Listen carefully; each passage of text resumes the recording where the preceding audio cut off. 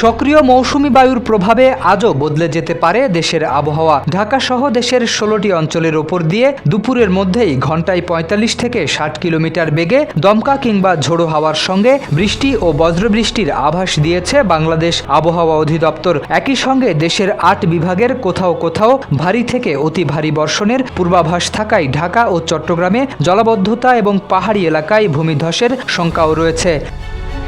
আবহাওয়া অধিদপ্তরের ঝড় সতর্কীকরণ কেন্দ্র শনিবার ভোর ৫টা থেকে দুপুর ১টা পর্যন্ত দেশের অভ্যন্তরীণ নদীবন্দরগুলোর জন্য প্রকাশিত পূর্বাভাসে এই তথ্য জানিয়েছে। পূর্বাভাস অনুযায়ী রংপুর, দিনাজপুর, টাঙ্গাইল, ময়মনসিংহ, ঢাকা, ফরিদপুর, কুষ্টিয়া, যশোর, খুলনা, বরিশাল, পটুয়াখালী, নোয়াখালী, কুমিল্লা, চট্টগ্রাম, কক্সবাজার ও সিলেট অঞ্চলের ওপর দিয়ে দক্ষিণ বা দক্ষিণ পূর্ব দিক থেকে দমকা হাওয়া সহ বৃষ্টি বা বজ্রবৃষ্টি বয়ে যেতে পারে। এসব এলাকার নদীবন্দরগুলোকে ১ নম্বর সতর্ক সংকেত দেখাতে বলা হয়েছে। এছাড়া আগামী ২৪ ঘন্টায় রংপুর, রাজশাহী, ময়মনসিংহ, ঢাকা, খুলনা, বরিশাল, চট্টগ্রাম ও সিলেট বিভাগের কোথাও কোথাও ভারী থেকে অতি ভারী বৃষ্টিপাত হতে পারে বলে জানিয়েছে আবহাওয়া অধিদপ্তর।